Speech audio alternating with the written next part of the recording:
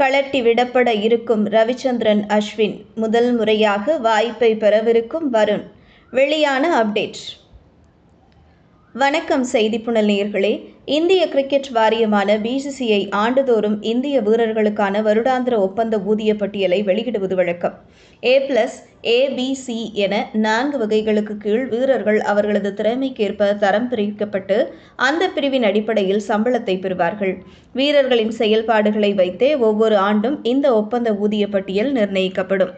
இந்த நிலையில் நடப்பு 2025ஆம் ஆண்டிற்கான மத்திய ஊதிய ஒப்பந்த பட்டியல் ஏற்கனவே வெளியாகும் என்று எதிர்பார்க்கப்பட்ட வேளையில் தற்போது இந்தியாவில் IPL தொடர் விறுவிறுப்பாக நடைபெற்று வருவதால் அந்த பட்டியல் வெளியாவதில் தாமதம் ஏற்பட்டுள்ளது.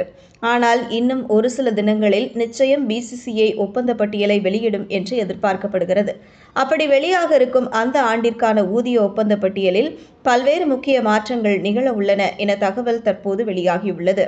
அந்த வகையில் தமிழக வீரர் ரவிச்சந்திரன் அஸ்வின் கடந்த சில மாதங்களுக்கு முன்னர் சர்வதேச கிரிக்கெட் போட்டிகளில் இருந்து ஓய்வை அறிவித்துவிட்டதால் அவர் பல ஆண்டுகளுக்கு பிறகு ஊதிய ஒப்பந்த பட்டியலில் இருந்து நீக்கப்பட இருக்கிறார். அதேவேளையில் மற்றொரு தமிழக நட்சத்திர சுழற்பந்து வீச்சாளரான வருண் சக்கரவர்த்தி T20 போட்டிகளில் அசத்தலான ஆட்டத்தை வெளிப்படுத்தி நிரந்தர இடத்தை பிடித்துள்ள வேளையில் ஒருநாள் போட்டிக்கான அணியிலும் தற்போது இடம் பிடித்து வருகிறார். எனவே அவருக்கு முதல் முறையாக ஒப்பந்த பட்டியல் வாய்ப்பு கிடைக்கும் என்று கூறப்படுகிறது. அதேபோன்று இந்திய அணியின் இளம் வீரர்களான ஹர்ஷித் ராணா, நிதிஷ் ரெட்டி, அபிஷேக் சர்மா போன்ற பல்வேறு வீரர்களுக்கு அறிமுக ஒப்பந்த வாய்ப்பு வழங்கப்பட இருப்பதாகவும் கூறப்படுகிறது. கடந்த ஆண்டு உள்ளூர் போட்டிகளில் விளையாடாத ஸ்ரேயாஸ் ஐயரை ஒப்பந்த பட்டியலில் இருந்து BCCI நீக்கியிருந்தது. இவ்வேளையில் தற்போது அவர் மீண்டும் சிறப்பான ஃபார்மை வெளிப்படுத்தி தனது திறமையை நிரூபித்துள்ளதால் அவரும் A கிரேடில் மீண்டும் ஒப்பந்த வாய்ப்பை பெறுவார் என்று எதிர்பார்க்கப்படுகிறது.